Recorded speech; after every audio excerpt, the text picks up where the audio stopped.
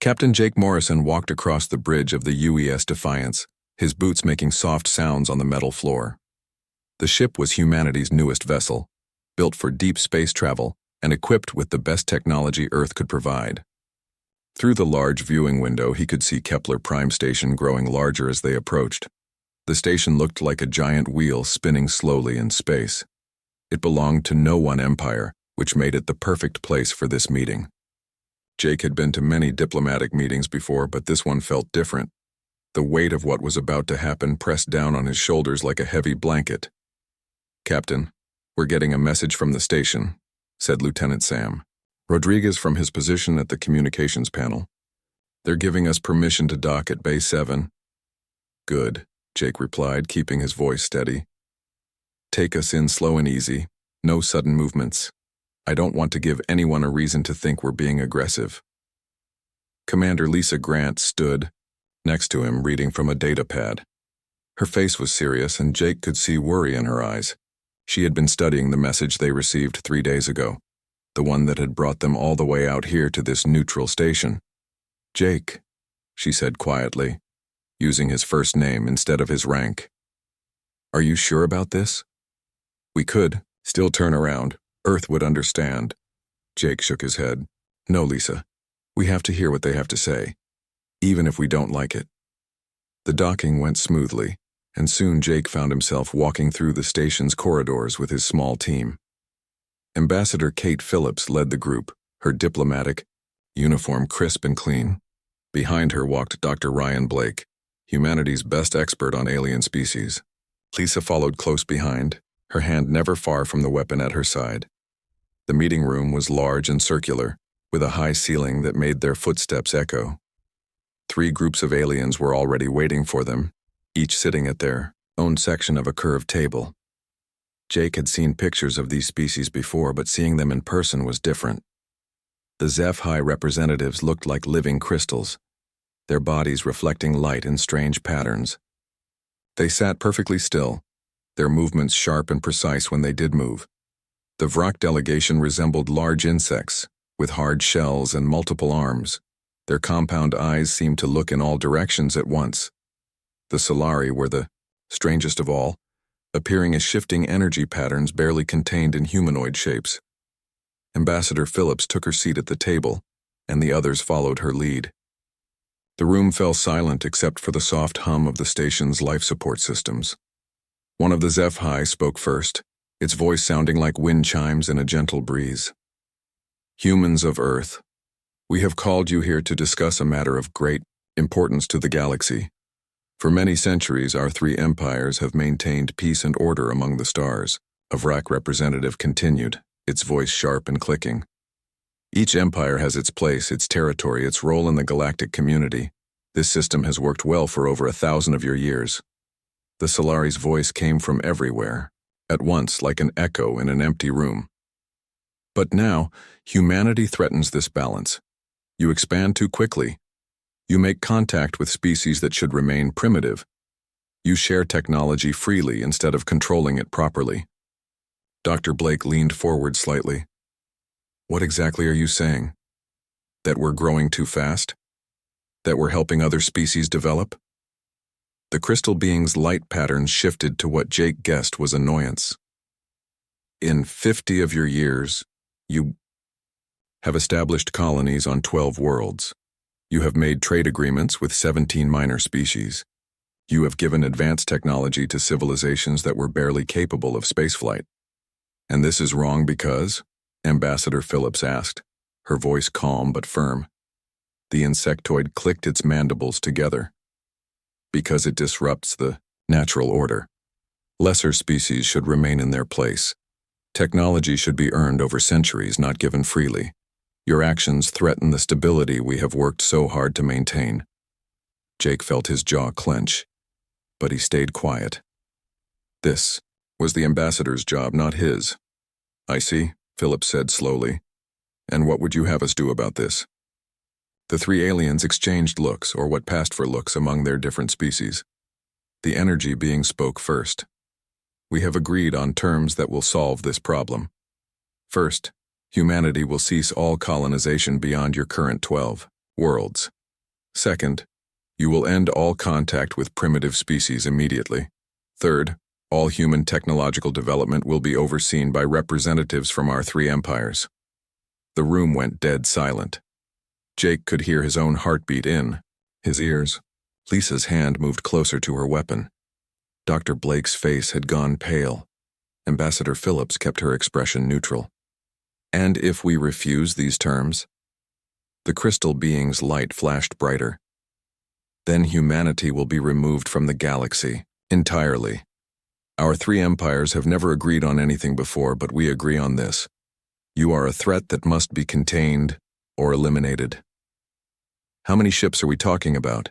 Jake found himself asking, even though he probably shouldn't have spoken. The insectoid's compound eyes focused on him. The largest fleet in galactic history, 300 vessels from our combined empires. More than enough to turn every human world into glowing ash. Dr. Blake cleared his throat.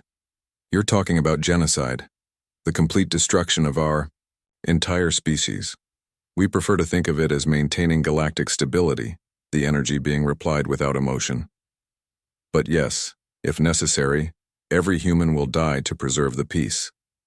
Ambassador Phillips stood up slowly, and the rest of the human delegation followed her lead. Jake watched her face carefully, looking for any sign of fear or panic. He saw neither. This is quite a lot to consider, she said in her diplomatic voice. We'll need time to discuss your proposal with our government. You have 1 month, the crystal being said. Return here with your answer. Choose wisely. As they walked back to their ship, no one spoke until they were safely inside the Defiance and the airlock had sealed behind them. Only then did Ambassador Phillips let her diplomatic mask drop. Well, she said, sitting down heavily in the nearest chair. That went about as badly as we expected. What do we tell Earth? Lisa asked. Phillips looked out the window at the stars beyond the station. We tell them the truth. 3 empires want to cage humanity like animals, and they're willing to commit genocide to do it. Jake moved to stand beside her. And what do you think Earth will say? The ambassador smiled, but it wasn't a happy expression.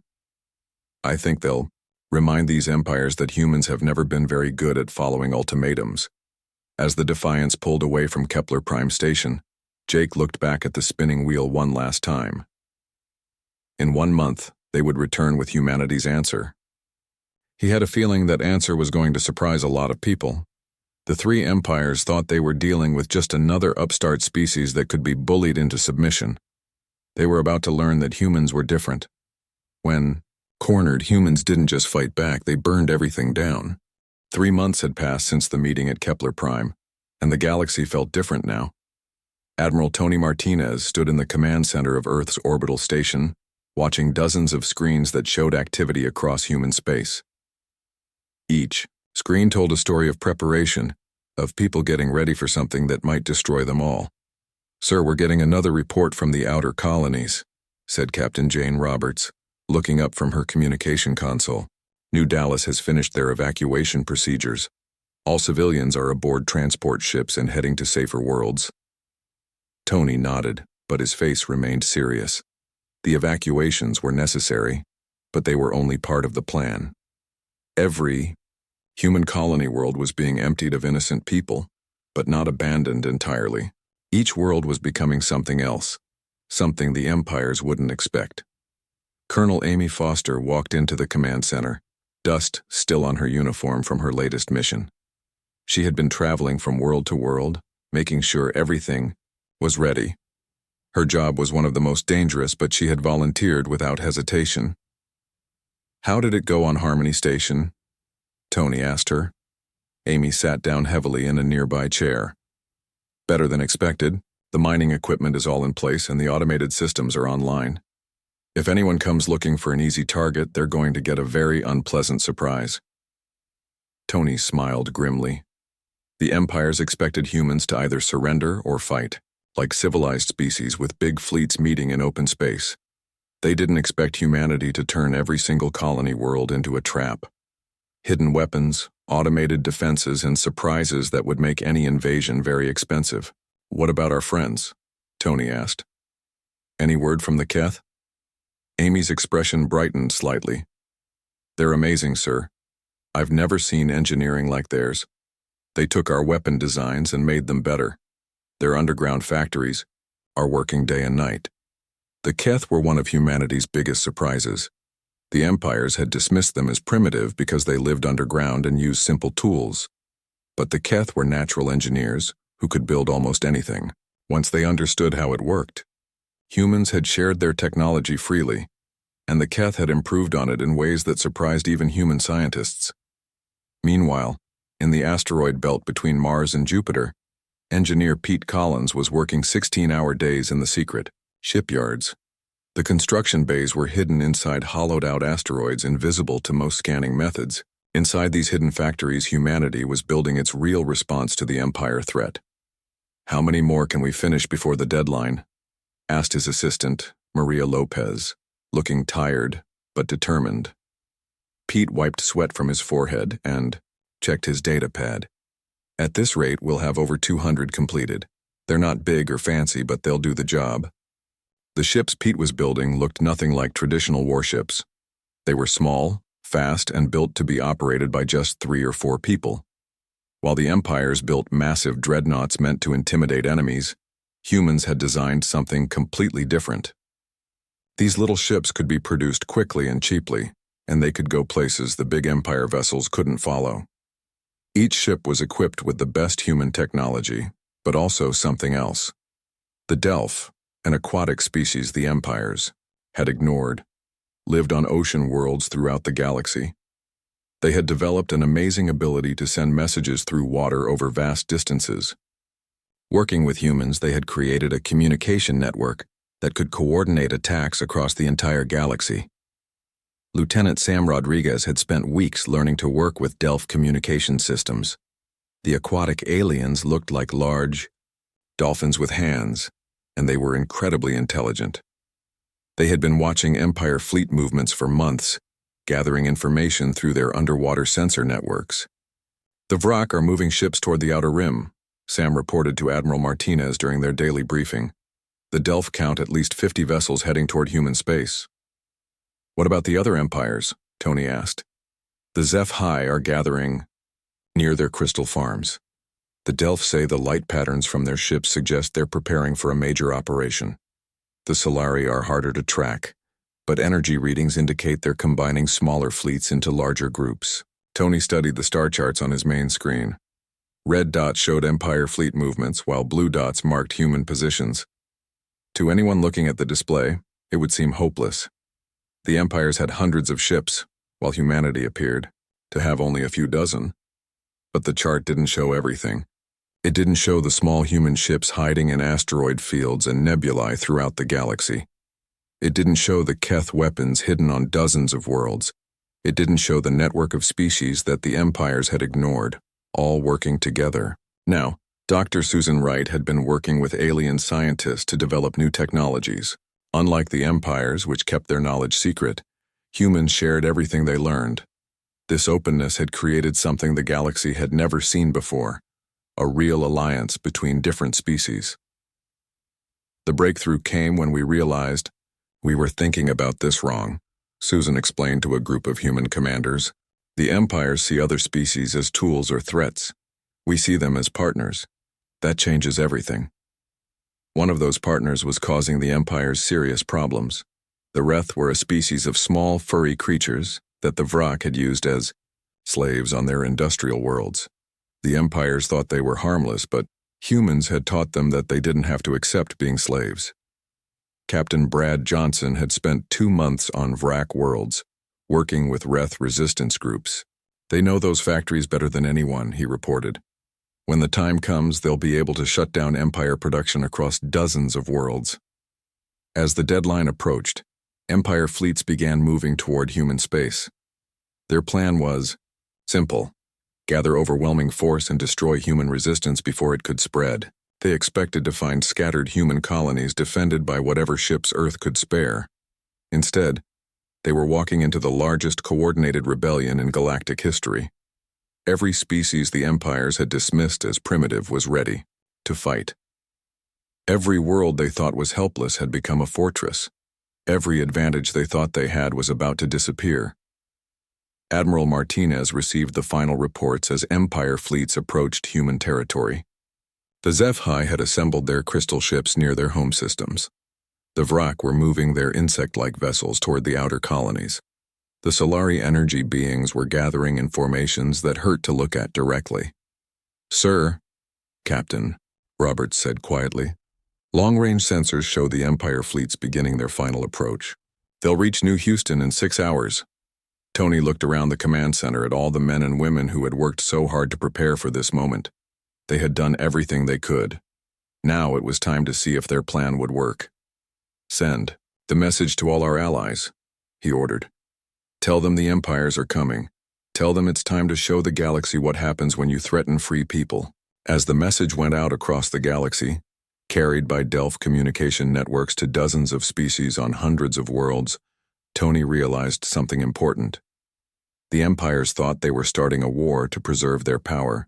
They had no idea they were about to start a revolution. Captain Joe Turner watched through the viewport of his small ship as the Empire fleet approached New Houston. 300 massive vessels moved through space like floating cities, their weapons ready to destroy anything in their path.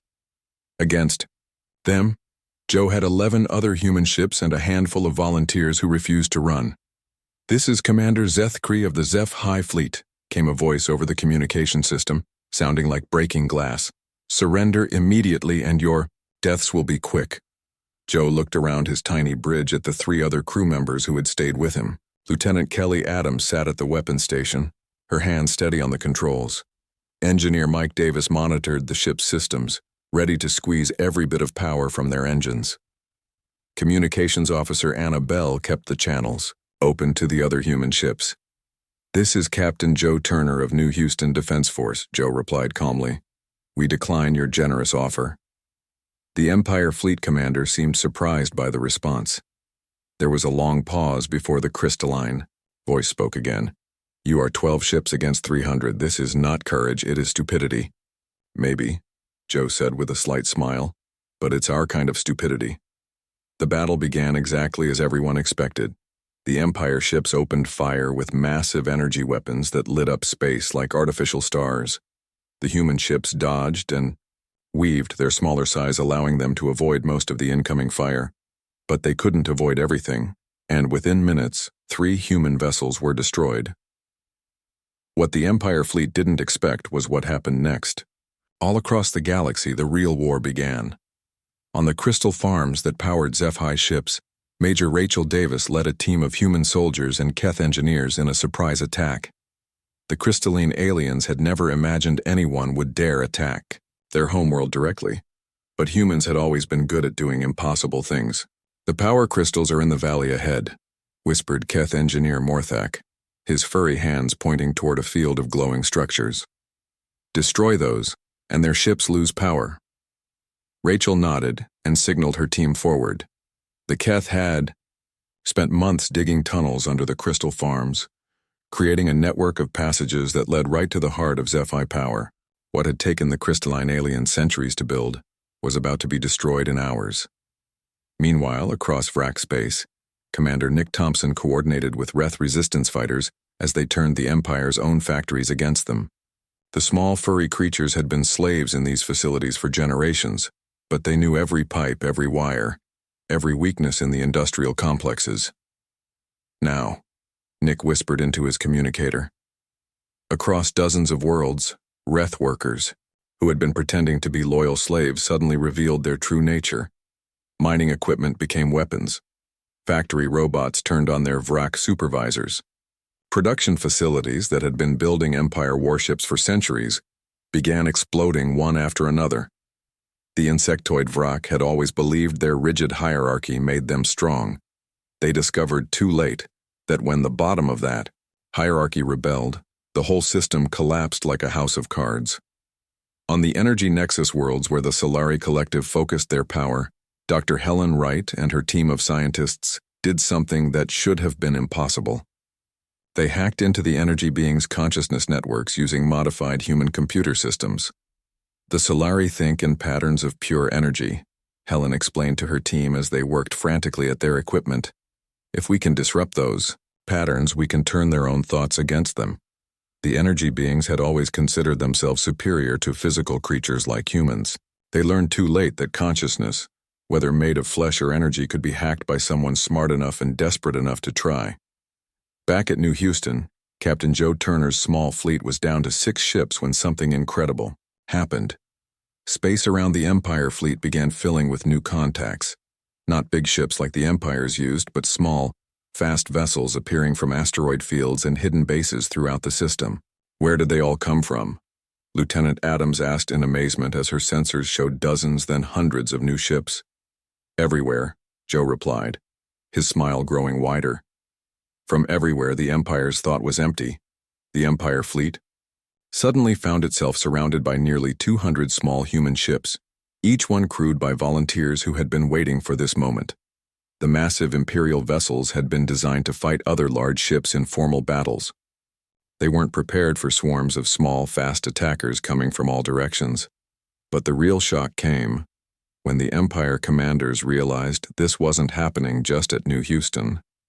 Reports flooded in from across their territories. Crystal, farms were exploding.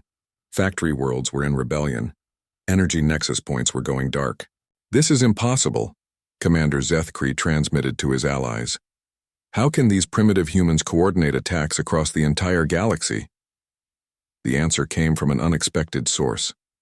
On the ocean world of Delph Prime, the aquatic aliens, who had been dismissed as simple sea creatures, revealed their true capabilities. Through underwater networks that spanned star systems, they had been coordinating the largest military operation in galactic history.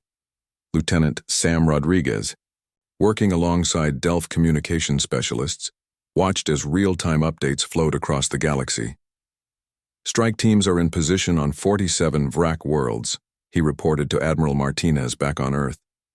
"HFY crystal production is down 60% and falling. Solari consciousness networks are fragmenting across their core systems." The Empires had made a fatal mistake. They had assumed that primitive species would remain primitive forever. They never considered that when someone teaches these species new technologies and treats them as equals, they might become something more than primitive. On Keth Homeworld, underground cities that had seemed simple to Empire observers revealed themselves to be massive industrial complexes. The furry engineers had been using human designs to build weapons and ships in quantities that shocked everyone, including the humans who had shared the technology. Chief Engineer Korveth addressed his people in their ancient language, but his words would have made any human proud. "For generations we dug tunnels to hide from those who would enslave us. Today we dig tunnels to bury empires." The 3 Empire fleets that had seemed so overwhelming began to fracture as they lost support from their home systems. Ships ran out of power as crystal farms died. Vrak vessels couldn't get replacement parts as factories exploded. Solari ships lost coordination as their consciousness networks fell apart. At New Houston, the tide of battle had completely reversed. Captain Joe Turner's tiny defense force, reinforced by the hidden human fleet, was systematically destroying Empire vessels that could no longer fight effectively. "Sir," Lieutenant Adams called out, "the lead HFY ship is requesting permission to surrender." Joe looked out at the remains of the once mighty Empire fleet. Burning ships drifted through space, their crews either dead or fleeing. The 3 empires that had ruled the galaxy for 1,000 years were falling apart in a single day. "Tell them," Joe said quietly, "that humans remember promises. We promised to burn empires to ashes if they threatened us. We're just keeping our word." Across the galaxy, the age of empires was ending in fire and rebellion. But from those ashes, something new was about to be born. 6 months had passed since the day the empires burned, and Admiral Ben Carter stood on the observation deck of the UES Liberty, looking out at what remained of the HFY homeworld. The crystal cities that had once sparkled like jewels across the planet's surface were now dark and broken. Some had been destroyed in the fighting, others simply abandoned as their civilization collapsed. "It's hard to believe it's over," said Captain Lisa Grant, joining him at the viewing window. She had survived the war, but like many others, she carried scars that would never fully heal. Ben nodded slowly. Sometimes I wonder if we did the right thing. Look at all this destruction. They gave us a choice, Lisa reminded him. Submit to slavery or fight for freedom. We chose to fight. The numbers were staggering. Billions had died during the 6-month war that followed the Empire ultimatum. Entire human colonies had been destroyed in the early days of fighting before the Empire supply lines collapsed. Earth itself had been attacked twice, leaving scars on the home planet that would take decades to heal. But humanity had not been alone in paying the price. The Keth had lost entire underground cities when Vrak forces bombed their homeworld in desperation. The Delph had seen their ocean worlds poisoned by retreating Solari forces. Even species that had never directly fought had suffered as trade. Routes collapsed and the old Galactic Order died. Colonel Mary Johnson oversaw the memorial service on Mars, where they honored all who had fallen. The ceremony was unlike anything the galaxy had seen before. Humans, Keth, Delph, Reth, and dozens of other species standing together to remember their dead. We gather not to celebrate victory, Mary said to the assembled crowd, but to remember the price of freedom. Every name on these walls represents someone who believed that living free was worth dying for. Among those names was Captain Jake Morrison, who had died defending the orbital facilities around Mars when a HFY fleet broke through the outer defenses. His ship, the Defiance, had rammed an enemy dreadnought to prevent it from reaching the civilian shelters below. The impact had destroyed both vessels instantly. Ambassador Kate Phillips, now bearing the title of Secretary General of the new Galactic Federation, faced a challenge no diplomat had ever confronted before. She had to build a government from the ruins of 3 shattered empires, incorporating dozens of species who had never worked together as equals. The old system was based on fear and dominance, she explained to the Federation's first assembly. The strong ruled the weak and everyone knew their place. We're going to try something different, a government based on cooperation and mutual respect. The assembly hall on the neutral world of Haven Station was filled with representatives from species across the galaxy. Keth engineers sat next to human scientists. Delph swimmers shared tables with former Vrak workers who had overthrown their insect masters. Even some HFY and Solari representatives attended, representing the fragments of their civilizations that wanted to be part of the new order. Dr. Ryan Blake, now elderly and moving slowly, addressed the assembly about the lessons learned from the war. The empires made a fundamental mistake, he said, his voice carrying clearly through the translation systems. They believed that keeping others down would keep them up. They never understood that helping others grow makes everyone stronger. The war had proven his point in the most dramatic way possible. The species the empires had dismissed as primitive had been the key to their downfall.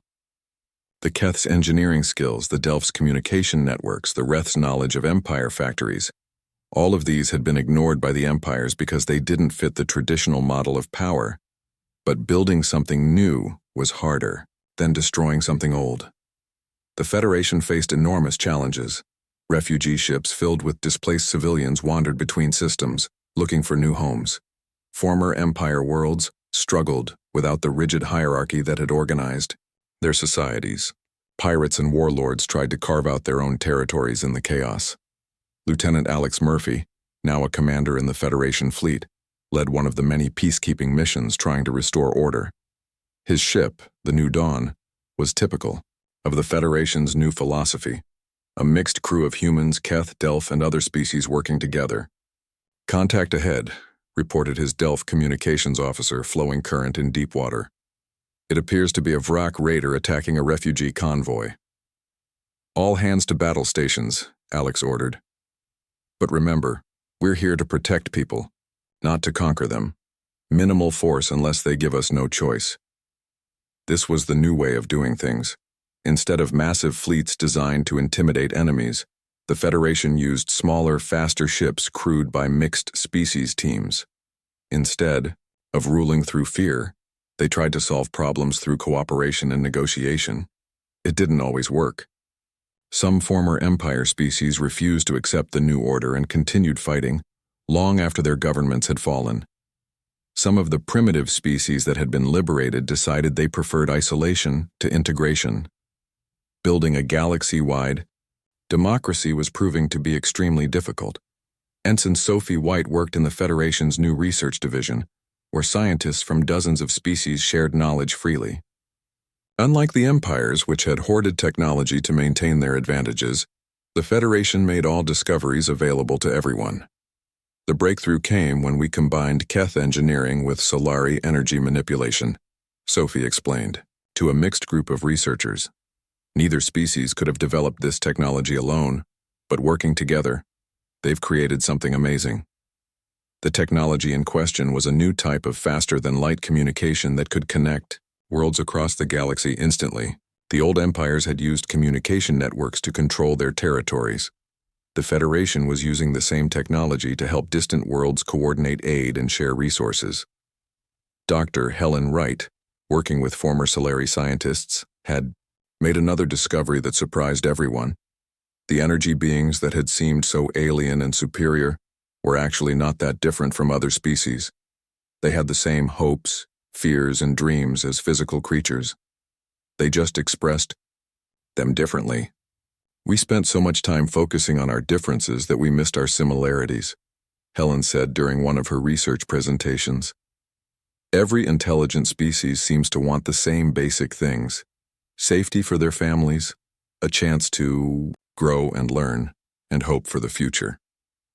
As the first year of the Federation came to an end, Ambassador Phillips looked back on what they had accomplished. The galaxy was still chaotic, still struggling to find its new identity.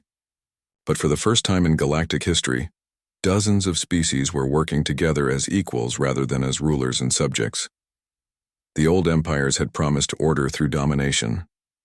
The Federation offered something much harder to achieve, but far more valuable: freedom through cooperation. It wasn't perfect and it might not last forever, but it was better than what came before. Lieutenant Sam Rodriguez, now working with the Federation's intelligence service, monitored reports from across the galaxy.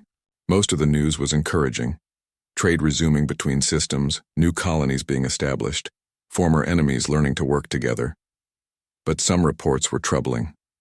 Deep in unexplored space, there were rumors of other empires, older and more powerful than the three that had fallen. Some of these distant civilizations were watching the Federation with interest, wondering if this new alliance of free species might pose a threat to their own power. Sam made a note in his report to headquarters. Humanity had kept its promise. They had burned the three empires to ashes and helped build something better from the ruins. But the galaxy was vast, and there were still civilizations out there that believed might made right. If those distant powers decided to test the Federation, they would learn the same lesson the first three empires had learned. Humanity and their allies didn't start fights, but they certainly knew how to finish them. The age of empires was over, but the age of freedom was just beginning. And somewhere among the stars, humanity's children prepared for whatever challenges lay ahead, knowing that they would face them not alone, but with friends who had proven they would fight and die for each other. The galaxy had been warned, and the galaxy had learned. Some lessons, it seemed, could only be taught in fire.